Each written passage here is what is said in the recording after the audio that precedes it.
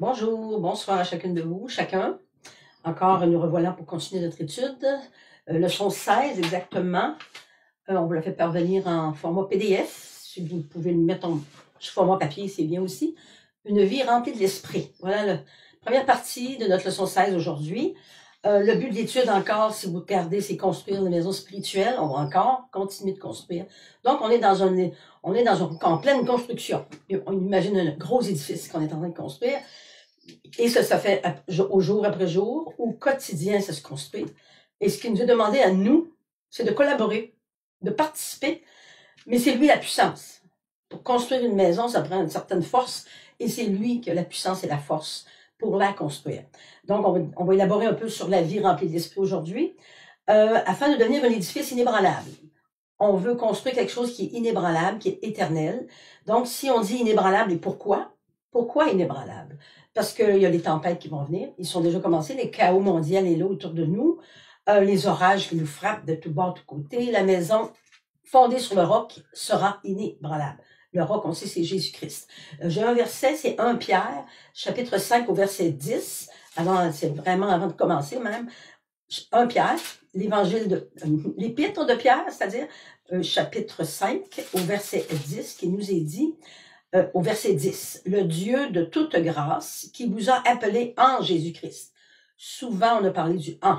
En Jésus-Christ veut dire à l'intérieur. En Jésus-Christ, il nous a appelés à sa gloire éternelle après que vous aurez souffert un peu de temps. Il semblerait qu'on va souffrir pour un temps, un peu de temps. Il n'est pas dit des années, des jours, un temps.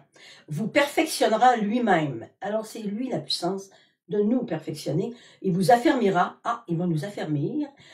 Vous fortifiera, il va nous fortifier. Et il va nous rendre inébranlables. Voyez-vous, toute l'œuvre de l'Esprit Saint dans ce passage-là est très à propos sur la vie remplie de l'Esprit. Alors, on va commencer toujours avec notre prière. Évidemment, c'est 1 Luc 24, 45. Ceux qui nous suivent, ce sera toujours la même prière. C'est que c'est Jésus qui est avec ses disciples. Puis, juste avant son départ pour monter au ciel, on s'est ressuscité, il va prier sur ses disciples, il va leur dire, il va leur souffler ou il va leur prier sur eux, recevez le Saint-Esprit afin de comprendre les Écritures.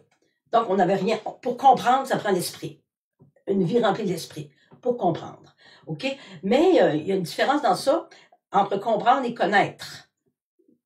Quelle est la différence entre comprendre et connaître? Que c'est ma prière ce matin qu'on puisse comprendre les Écritures, qu'on puisse connaître Jésus-Christ. Et la différence entre connaître et comprendre, on va commencer un petit peu avec ça, qui fait partie, entre autres, de la leçon d'aujourd'hui. La différence entre connaître et comprendre. On va aller dans Jean, l'évangile de Jean, Matthieu, Marc, Luc, Jean. Je répète, pour ceux qui viennent se joindre, qui sont moins habitués à la lecture de la Bible, soyez patients. On continue. Dans Jean, l'évangile de Jean, qui est un disciple de Jésus d'ailleurs, au chapitre 8, au verset 32, c'est important en différence entre connaître et comprendre. Mon mari en a discuté déjà dernièrement de ceux qui suivent les réunions du lundi soir. 8 au verset 32, il nous est dit, « Vous connaîtrez la vérité vous affranchira. » Donc, on va parler de connaître. Je vais vous donner des passages bibliques, peut-être que je ne les écrirai pas au complet. On va parler de connaître et de comprendre. Pour comprendre, ça prend l'esprit, puis encore, on ne comprend pas tout. Vous comprenez, comprendre Dieu, c'est tout. Mais le connaître, c'est possible. Puis quand on va le connaître, on va être affranchi. Affranchi veut dire rendu libre. Affranchir. Connaître Dieu, c'est d'être affranchi, c'est de devenir libre. Le Jean 8, 32. Si on va en Jean 3, 20, Jean au chapitre 3, au verset 20, on continue à en prendre le temps de connaître. Connaître, je connais mon mari, oui, je connais les hauts et les bas de ma vie, je connais mes voisins, connaître. Je les comprends pas, mais je les connais, voyez-vous. Chapitre 3 au verset 20, il est dit, je lis, car quiconque, non, c'est pas ça, excuse-moi. Jean, chapitre 3 au verset 20.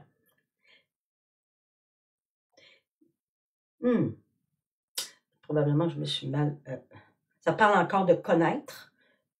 On va aller dans Jean, chapitre 3, ensuite au chapitre... Je m'excuse, 3:20, là, ça n'a pas aucun rapport. Je m'en excuse. Jean 14, par contre, au verset 6, parce que je veux qu'on insiste sur le mot connaître avant d'aller vraiment dans la vie remplie de l'esprit, Comprenez? Jean 14, au verset 6, il nous est dit, Jésus dit, je suis le chemin, je suis la vérité et la vie. Nul ne vient au Père que par moi. Si vous me connaissiez, voyez le verbe connaître ici, vous connaîtriez aussi mon Père. On connaît Jésus-Christ, on connaît le Père est dans le Fils est dans le Saint-Esprit. Vous vous souvenez qu'on avait fait le triangle, je ne reprendrai pas, mais vous vous souvenez des deux triangles, ceux qui nous suivent. Le Fils est dans le Père est dans le Fils, le Saint-Esprit est dans le Fils, le Saint-Esprit est dans le Père. 3 personnes qui font un, on avait déjà vu ça, un. Nous, ben évidemment, on n'est pas un à l'intérieur de nous, là. On avait fait ça comme ça. On a toujours des hauts, des bas, des émotions, la tristesse, la joie, la peur, la crainte, l'anxiété. Donc, c'est un peu ça, là. Si on se compare à Dieu, c'est ça qu'on a l'air à l'intérieur de nous. Voyez-vous? Donc, on va connaître Jésus-Christ. Et là, si on le connaît, c'est le chemin, c'est la vérité, c'est la vie. Si on connaît, on parle d'affranchir, on parle de vérité ici. Si on connaît Jésus-Christ, on connaît la vérité. La vérité, ben, c'est une personne. Jésus, c'est une personne. Il est venu sur terre d'ailleurs, mais c'est une personne. Et le Saint-Esprit aussi est une personne. Dieu est une personne. Dieu ici est en 3 personnes. On l'a vu, c'est quand on parle de Trinité, Dieu en 3 personnes. C'est un seul Dieu, mais en 3 manifestations. Mais il est toujours Dieu. Donc, dans cette vérité, c'est une personne. Il est le chemin. Donc, si je trace un chemin, premièrement, je connais Jésus. Connaître veut dire intimement. Plus, oh, je le connais, là, je l'ai entendu parler il y a 10 ans. Là. Je connais Jésus. Le mot connaître veut dire, je sais qu'il est une personne. Je le connais personnellement. C'est ça, le mot personnellement, c'est ça.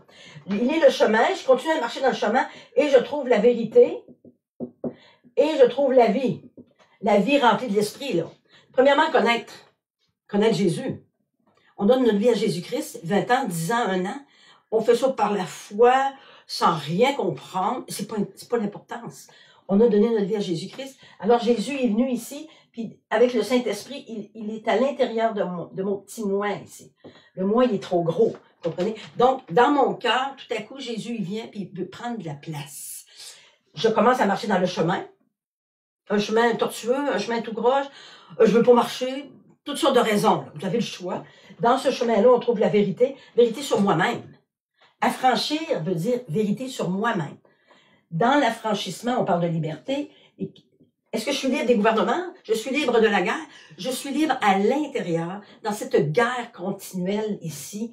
Je suis libéré de mes peurs, de mes angoisses, de mes craintes, mes inquiétudes sans cesse. Juste à regarder un peu autour de nous, puis il y a l'inquiétude, la peur. Je suis libéré de ce va-et-vient de haut et bas, et ça, on devient un peu plus modulé. J'avais déjà parlé de ça. Donc, la vie devient plus facile. Le chaos va demeurer, mais moi, je le vis plus facilement parce que mon intérieur, il est calmé. L'esprit se calme. Vous savez que l'esprit est ici, là. Puis que le Saint-Esprit, évidemment, avec Jésus-Christ, le Saint-Esprit est venu habiter dans mon esprit. Ça commence à faire toute la différence dans ma marche au quotidien. Sans rien connaître, sans rien comprendre. Connaître un peu Jésus-Christ, c'est ce chemin-là que j'ai emprunté. À mon insu, sans rien savoir, je commence à lire la Bible, je ne le sais pas, mais c'est quand même le chemin, la vérité, la vie, qui va nous conduire à être affranchis, libres. Évidemment, aujourd'hui, on a parlé de connaître. La vérité, elle va venir, Jésus est dans nos cœurs, il veut pénétrer plus profondément. Il veut enlever les ténèbres dans l'âme. On sait que l'âme ici, l'âme est ici. Malheureusement, il y a des ténèbres, des ténèbres, des ténèbres. On n'a pas besoin de les nommer, je viens de les nommer. La peur, la torpeur, la fureur, la vengeance, la haine. Tout est là. Ça, c'est les ténèbres ici. Les ténèbres sont dans notre âme. La vérité, Jésus-Christ vient, puis il va commencer à révéler les ténèbres. Il fait noir. Les ténèbres, c'est sombre. Alors, il vient et il les révèle. Donc, Jésus, il vient pour révéler. Mais pourquoi qu'il les révèle? Pas pour nous exposer aux gens, là, pour regarder comme elle est mauvaise. Il nous les révèle pour qu'on puisse les régler. C'est pour ça que Jésus est venu. Il est venu pour nous sauver. Sauver de quoi? Sauver de l'enfer, mais sauver de moi-même. qui trop souvent me fait emporter dans mes crises d'angoisse, de peur, de torpeur, de vengeance, de détester, puis non. Voyez-vous, ça c'est dans l'âme. Jésus est venu pour nous libérer, nous affranchir. Ça, on parle d'une vie à ce moment-là. Parce qu'en lisant le titre, Une vie remplie de l'esprit, ma première question c'est, comment? Comment on peut être rempli de l'esprit? Alors ma deuxième question était, mais c'est quoi la vie? Voyez-vous? Donc, on sait que Dieu, c'est une question, sans arrêt une question. Ben, moi aussi, j'ai des questions. Donc, premièrement, c'est quoi la vie? Oui, je vis sur Terre. Le matin, midi, soir au travail, des enfants. Mais c'est plus que ça. Une vie remplie de l'esprit. Oh là là! Alors, si on prend le texte d'aujourd'hui, je le prends pour vous, moi je l'ai en format papier, il est dit, une vie remplie de l'esprit, ça signifie de vivre dans la puissance, selon la puissance du Saint-Esprit. Je lisais, puis je disais, oh, la belle définition. Vivre rempli de l'esprit veut dire selon la puissance de l'esprit. Mais comment? Une vie, comment? Encore le mot comment? On peut lire des textes, on peut mémoriser le texte, le relire et le relire et le relire, sans vraiment saisir. C'est là le connaître. Je comprends pas, mais je veux connaître. Alors, c'est là que le Saint-Esprit va se révéler. Puis quand je parle du Saint-Esprit, c'est là on va parler, évidemment, on va parler de Jésus, la personne. Ici, j'aurais indiqué ici Saint-Esprit. Parce que quand Jésus est retourné au Père, à l'Ascension, il a dit, il est avantageux que je m'en aille. C'est un avantage. Les disciples ne comprenaient rien, là. Et nous non plus. Parce que Dieu va envoyer le Consolateur, le Saint-Esprit, qui va venir. Mais le Saint-Esprit, c'est aussi une personne. C'est une personne comme vous et moi. Bon, il n'y a pas un côté physique, là. C'est une personne. Ça veut dire qu'on se parle, on écoute, on se parle encore, on partage. Puis je suis allée encore au dictionnaire, le mot personne. Imaginez la définition du mot personne. C'est un individu de l'espèce humaine. Hein? Une personne, c'est l'individu, homme, femme, mais c'est aussi une conscience claire de lui-même et agit en conséquence. Donc, quand on parle du Saint-Esprit, une personne, on parle d'une conscience. Êtes-vous conscient de la personne du Saint-Esprit qui agit en vous? Bonne question. Bon, non, moi, je ne suis pas trop con. Et si on commençait à prendre une prise de conscience et agir en conséquence? C'est le mot personne. Jésus une personne, Dieu une personne, Saint-Esprit une personne. Assez intéressant. Donc, évidemment, on veut savoir c'est qui le Saint-Esprit ici, là. Là, évidemment, je reprends quelques passages pour en venir à une vie remplie. C'est pas évident, mais le Saint-Esprit, première fois qu'il est mentionné, c'est sous une forme d'une colombe. On sait, c'est au baptême de Jésus, d'ailleurs, Jean 1, 31. Je vais juste marquer Jean 1, 31. C'est bien 31. Jean 1, 32, exactement. Ceux qui connaissent un peu l'histoire, Jésus se fait baptiser. C'est Jean-Baptiste qui baptise Jésus. Alors qu'il va sortir de l'eau, le ciel va s'ouvrir, le Saint-Esprit va descendre comme une colombe. Le ciel s'ouvre. Moi, je prétends que ça fait plus de 400 ans. Les prophètes ont averti, les prophètes, la vie a amené. Il y a eu des 400 ans là, ils n'ont pas entendu, il n'y a pas eu beaucoup de paroles de Dieu. Tout à coup, le ciel s'ouvre. Jésus est là, reçoit le Saint-Esprit sous la forme d'une colombe. C'est pas une colombe, il prend une forme. Le Saint-Esprit peut prendre différentes formes. Voyez-vous? Intéressant ça aussi. Ensuite, il y a une deuxième chose, un pharisien, un dénommé pharisien qui s'appelle Nicodème, fait fameux dans le temple, au Jean chapitre 3, au verset 3, lui, il va vers Jésus de nuit. C'est quand même quelqu'un de très lettré, très compris. Il a bien compris les Écritures.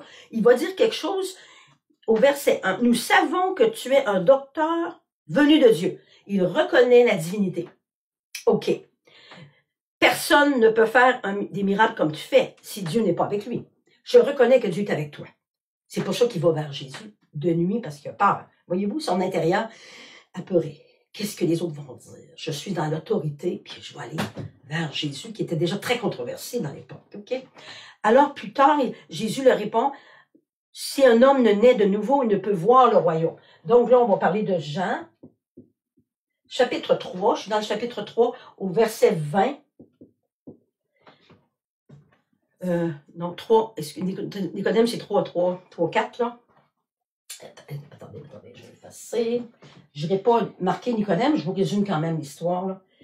Parce qu'ici, il va dire, vous allez pouvoir voir le royaume. Évidemment, Nicodème est devant lui. C'est lui le royaume, c'est Jésus.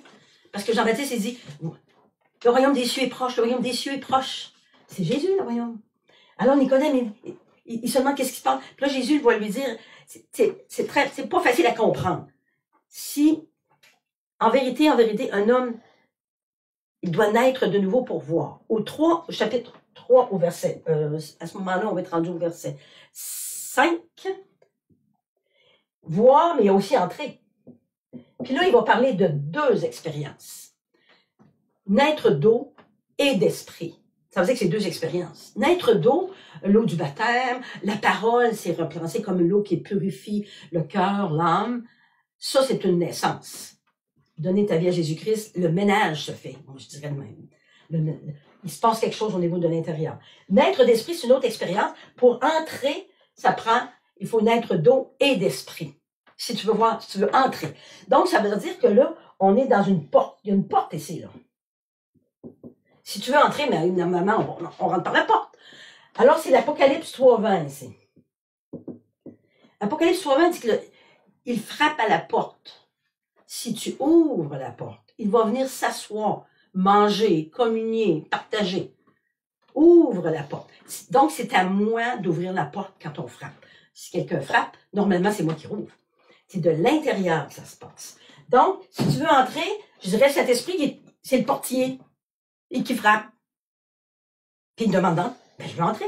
Voyez-vous? Donc, on peut voir le royaume, mais entrer, c'est une autre expérience du Saint-Esprit. C'est ce qui explique à Nicodème, puis là, Nicodème est comme nous, on comprend pas.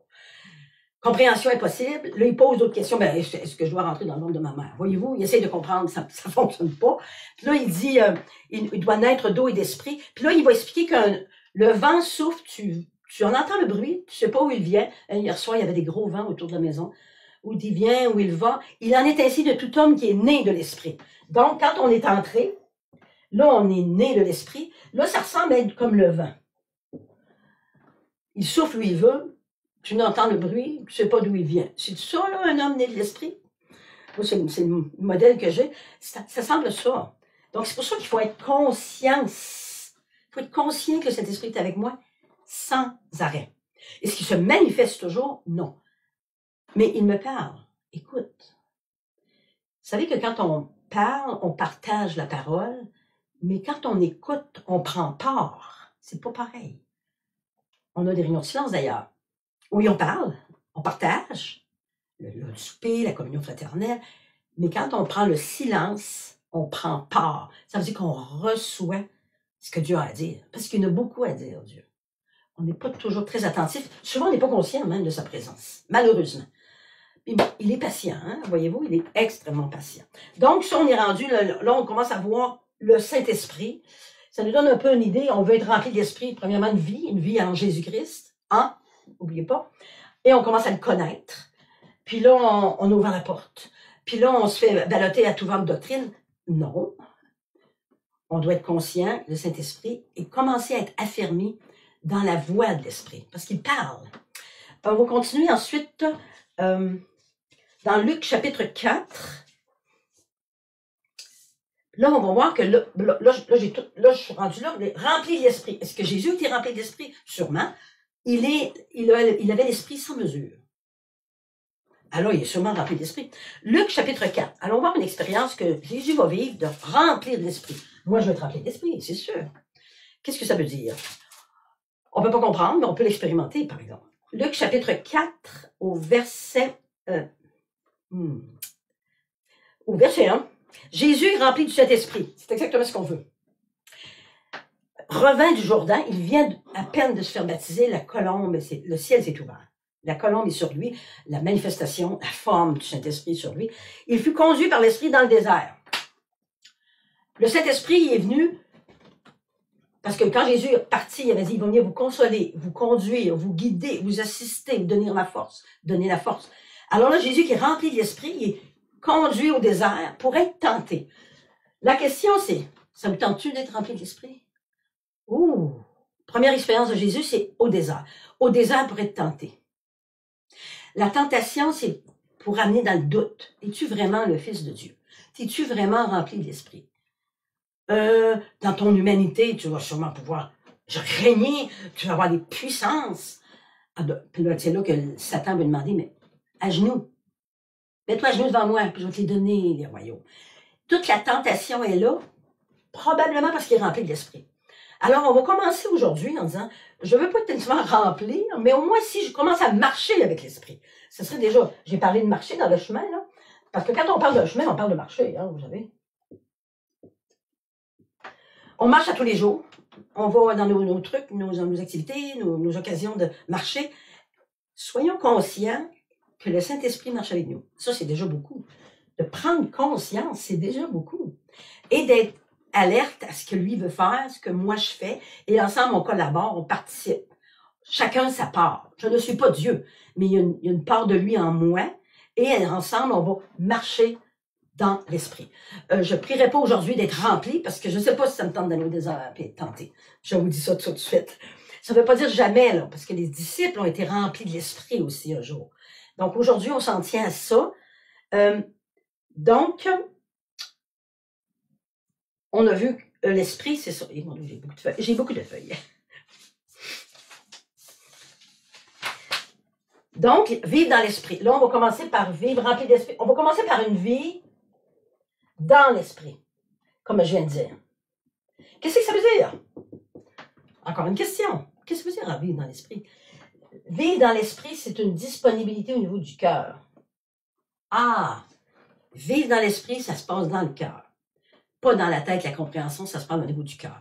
Dans notre cœur, qu'est-ce qu'on a trouvé? On a trouvé beaucoup d'âmes agitées, de troubles de tous les genres. Alors, dans le cœur ici, on veut que le Saint-Esprit, je vais dessiner une petite colonne, tiens. Je ne dessine pas bien, là. Le Saint-Esprit vient dans mon cœur. C'est là que je commence la vie dans l'esprit.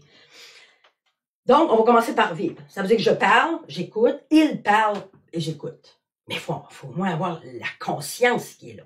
Première des choses, quand je veux vivre dans l'esprit, premièrement, ça va être de prendre conscience du mouvement. Le Saint-Esprit, c'est un mouvement. Donc, je vais aller dans Éphésiens 3,16. Éphésiens, c'est Paul écrit à Éphèse. Église à Éphèse, donc aux Éphésiens. Éphésiens, chapitre 3, au verset 16.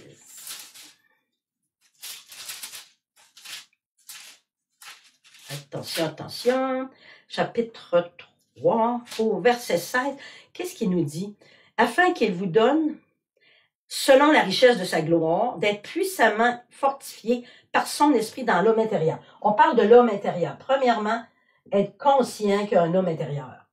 On construit notre maison spirituelle, je l'ai dit. C'est à l'intérieur que ça se construit. L'homme intérieur. Qu'on soit fortifié. Jésus l'a dit, le Saint-Esprit, je vous envoie le Saint-Esprit, consolateur, vous assister, vous aider, vous fortifier. Ça veut dire qu'on n'aura pas de force. On a besoin de la force de Dieu pour marcher avec l'Esprit. Donc, dans notre homme intérieur, il est là pour nous fortifier. C'est la première des choses. Conscience de ça. En nous, le Saint-Esprit est là pour nous fortifier. OK, ça c'est un... Déjà, être conscient, c'est beaucoup, là. Je suis conscient. Puis dans le mot connaître, parce qu'on parle beaucoup du mot connaître, je suis allée au dictionnaire aussi. Je ne peux pas vous imaginer la définition, je l'ai vu ce matin, c'est d'être conscient de l'existence de quelqu'un. Dans le mot connaître, il y a encore le mot conscience. Conscience de l'existence de quelqu'un. La personne de Saint-Esprit, c'est une conscience du Saint-Esprit. Donc, connaître et le Saint-Esprit, c'est des mots qui vont ensemble. Ça fait partie d'une personne. Personne humaine, mais une personne divine dans ce cas-là. C'est assez intéressant. Deuxième chose ici, la première, c'est dans l'homme intérieur qu'on va marcher avec l'Esprit. Deuxième, c'est sa puissance. Parce que remplir de l'Esprit, c'est puissant, là. Assez puissant que Jésus a été testé tout de suite après. Il y avait une puissance, là, que l'ennemi s'est mis à avoir peur, voyez-vous. Donc, il y a une puissance dans l'Esprit. Puissance dans cet esprit, pas en moi, mais dans l'Esprit Saint. Prendre compte. Sa puissance en nous, mais c'est la grâce. Jésus est venu, la vie est venue en Jésus, la grâce est venue en Jésus. Cette grâce-là est là, accessible à tous les jours, dans nos activités quotidiennes. je marche, que je fasse, j'ai des projets, des directions, la voiture, des conflits, même le matériel. Je fais un gâteau, il me manque quelques items, ça m'arrive. Oh, tout à coup, on a une idée qui vient de changer telle chose, telle chose. Voyez-vous, le Saint-Esprit est là toujours dans nos tâches au quotidien. Donc, qu'est-ce qu'il fait? Il nous assiste, je l'ai dit, il nous aide, il nous conduit, il nous donne la force.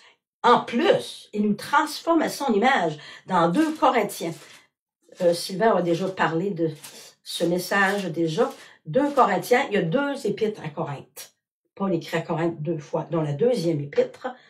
2 Corinthiens au chapitre 3, au verset 18. Chapitre 3, verset 18, il nous dit « Nous tous qui, le visage découvert, contemplons. » Contempler veut dire porter une attention spéciale, soutenue aussi. Ah oui, je contemple, c'est plus que ça. Donc, contemplons, nous autres, on avait dû prendre un temps de silence, peut-être. Contemplons comme dans un miroir la gloire du Seigneur. Nous sommes transformés en la même image. Le Saint-Esprit en nous, puissance en nous, transformation. À la même image. On a besoin d'être transformé à l'image de Dieu. Eh oui. Pourquoi? Parce qu'on l'a perdu. Vous savez ce qui s'est passé dans le jardin d'Éden, le beau jardin? Ils ont dû quitter le jardin par désobéissance. Donc, l'image de Dieu a été perdue là. On devient un cœur tortueux. Hein? Un des passages dit, le cœur qui était bon, le cœur dont la source de la vie est dans le cœur. Le cœur, il demeure bon. Dieu n'a pas dit le cœur est méchant. Mais le cœur, il est tortueux. Tout à coup, il a commencé à être tortueux comme ça, là. C'est pas ça que Dieu veut. Donc, il nous donne la puissance dans notre tête intérieure pour être transformé à son image. Tout se fait à l'intérieur. Toujours par l'Esprit Saint. Je dis pas d'être rempli, là. Je parle de marcher, de vivre avec l'Esprit. En moi. Prendre conscience qu'on a... Puis la 3e, c'est le besoin. Ça, c'est plus compliqué. J'ai désespérément besoin de l'Esprit Saint à chaque jour. Les gens vont dire, mais pourquoi? J'ai quand même une force physique, j'ai un bon travail, des bons enfants, j'ai pas de problème de fin de mois, mes finances vont bien. J'ai désespérément besoin de l'Esprit Saint. C'est ce côté-là. Pourquoi? Parce que, Sylvain en a parlé hier, et on a beaucoup de contrôle. Où qui est le contrôle, il est dans le cœur ici, là. Je suis capable. J'ai de la force, j'ai de l'intelligence, j'ai beaucoup de diplômes, j'ai des beaux avancements au travail, j'ai eu des très bons bonus, j'ai des bonnes jambes, je me tiens en forme, je mange bien. Voyez-vous? Il y a beaucoup de contrôle qui se fait à partir du cœur. Puis là, il faut dire, j'ai désespérément besoin de Dieu. C'est plutôt difficile, voyez-vous? Parce que Jésus, il y a un jour, il a dit, dans Jean chapitre 15 au verset 5, un verset qui est assez troublant, je vous le dirais. Évangile de Jean, chapitre 15 au verset 5, qu'est-ce qu'il nous dit? Je suis le cep, vous êtes les serments. Ça veut dire qu'il est le tronc, moi je suis une branche au tronc. OK. Ça, c'est le verset 5 toujours. Je suis le cep, vous êtes les sarments. Celui qui demeure en moi et en qui je demeure. En demeure. Je demeure en Dieu. Ma demeure, ma maison est en Dieu, voilà. Et en qui je demeure porte beaucoup de fruits. Évidemment, la branche, ça va porter des fruits. Les fruits, on parle des fruits de l'esprit. Amour, la paix, la joie. Car sans moi, vous ne pouvez rien faire. Assez difficile de dire ça. Ici, le besoin, il faut reconnaître que sans lui, on ne peut rien faire. Il n'y aura pas de fruits. Si on prend une branche puis on la coupe du tronc, même si elle a une belle fleur, on est en floraison, on est au début de l'été, si on la coupe, la branche du tronc, et il n'aura pas de pommes. Là. Pourtant, la fleur était belle, il y a eu la belle température, il y a de l'eau, il y a une belle pluie, mais elle a été coupée du tronc. Vous devez être attaché au tronc qui est Jésus-Christ, Saint-Esprit dans ce cas-là. Donc, j'ai besoin désespérément de Dieu. J'ai besoin d'être attaché au tronc parce qu'il est le souffle de la vie. Donc, reconnaître que sans le souffle, on ne vit pas. Prenons-le physiquement. En 3 minutes, je peux perdre le souffle et la vie s'arrête. Vous savez, c'est pas long, 3 minutes. Comme le souffle est important. Là, je parle de physique. Mais c'est la même chose pour le spirituel. Le souffle de vie qui me donne la vie à mon cœur, qui redonne vie, qui révèle des ténèbres pour les chasser, qui calme l'âme agitée, c'est tout le souffle. Souffle de vie. C'est drôle, on veut parler d'une vie remplie d'esprit. Comment vivre une vie? La vie, c'est le souffle. Évidemment, il y a le contrôle qui me bloque. Parce que j'ai beaucoup de capacités. Je suis intelligente, comme je suis née d'une famille de génie, je suis en train d'inventer. C'est pas mauvais, là. Mais reconnaître que sans lui, on peut rien faire. C'est assez intéressant, ça. Ça, c'est le troisième point.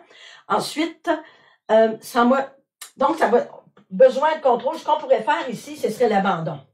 Si vous avez suivi l'enseignement de Sylvain hier, il faudrait abandonner notre force physique, notre force intérieure, dire, Seigneur, sans toi, je peux rien faire. Je veux que tu sois avec mon aide aujourd'hui. Prière du matin, mais au cours de la journée, il va y avoir des petits hicks qui vont nous venir parce que ça parle à l'intérieur. Si vous êtes attentif, ça parle là. Évidemment, le monde nous parle, mais Dieu il parle là, à l'intérieur, dans l'homme intérieur. Il va nous fortifier, nous transformer, nous guider, nous assister. Tout ce que cet esprit, la personne fait, tout se passe dans le cœur, mais premièrement, reconnaître notre besoin. Ah, j'ai pas besoin. On a chez des enfants. Viens, je vais t'aider. Non, je suis capable. J'ai pas besoin, je suis capable. C'est déjà là. Puis là, il faut arriver à l'âge adulte et dire, non, sans Dieu, tu peux rien faire. Voyez-vous comme il y a des dilemmes dans la vie d'aujourd'hui? Ça sera toujours là. Donc, on va terminer en disant, l'abandon, la plus difficile ici, c'est le contrôle, c'est dans la volonté. Je ne veux pas ça, je veux ça. Donc, la volonté, où est-ce qu'elle est ici? Elle est dans l'esprit ici, la volonté. Évidemment, on avait le corps, l'âme et l'esprit, vous vous souvenez. Dans l'âme, on a vu, il y a ténèbres, mais il y a de la joie, puis l'âme, les émotions, ils vont rester. Là. Je veux plus que toutes mes émotions meurent, mais qu'ils soient mieux équilibrées, c'est ça. Mais l'esprit ici, c'est la volonté. Dieu sait que j'ai beaucoup de volonté. On est dans le jardin d'Éden, la tentation est là. Tu as le choix du bien et du mal, de choisir d'obéir ou non. Ah, ben moi, ça me tente d'être comme Dieu. Connaître le bien et le mal. Wow! Donc, de sa volonté, on va parler de la première femme, je choisis, je te fuis là. Voyez-vous, la volonté, elle est forte. Alors, la volonté ici, ça va être la prochaine, pour être rempli d'esprit, on va aller parler de la volonté, la prochaine étape, c'est-à-dire la deuxième partie. Donc, le combat spirituel le plus difficile, c'est dans la volonté. La volonté, est-ce que je vais abandonner? Est-ce que je vais, mon contrôle? Est-ce que j'ai besoin? Je ne reconnais pas. Tout est lié à la volonté. On est créé avec une volonté. Je fais ça, je fais pas ça. Je choisis le bien. Dieu, il dit, choisis la vie et non la mort. Dans ma volonté, j'ai le choix. Voyez-vous? Donc, on va élaborer là-dessus pour en venir à une vie remplie d'esprit. La prochaine étape. On s'en va dans la prochaine rencontre qui sera le 26 mars exactement. Alors, je vous laisserai avec Galates. C'est Paul qui écrit Galatie, qui écrit au chapitre 5, du verset 16 et 17. Regardez qu'est-ce qu'il dit, on parle de volonté. Je le dis, marchez selon l'esprit, vous n'accomplirez pas les désirs de la chair. Donc, on va apprendre à marcher dans l'esprit. C'est ce qu'on est en train d'apprendre. Car la chair a des désirs contraires à ceux de l'esprit. L'esprit en a des contraires à ceux de la chair. Donc, il y a un conflit déjà là. La chair et l'esprit. La chair et l'esprit, ils sont toujours en conflit. C'est difficile à dire, mais ils sont en conflit sans arrêt. Ils sont opposés entre eux afin que vous ne fassiez pas ce que vous voudriez. Afin de ne pas faire ta volonté. Ce conflit-là, il est là. C'est pas facile de comprendre ce verset-là. Je parle pas de comprendre, connaître Dieu au travers, le verset. Alors, ce sera peut-être la prochaine session, deuxième partie. Donc, je vous laisse avec ça. Passez une bonne 2 semaines. On se revoit et c'est toujours un plaisir. Bye bye.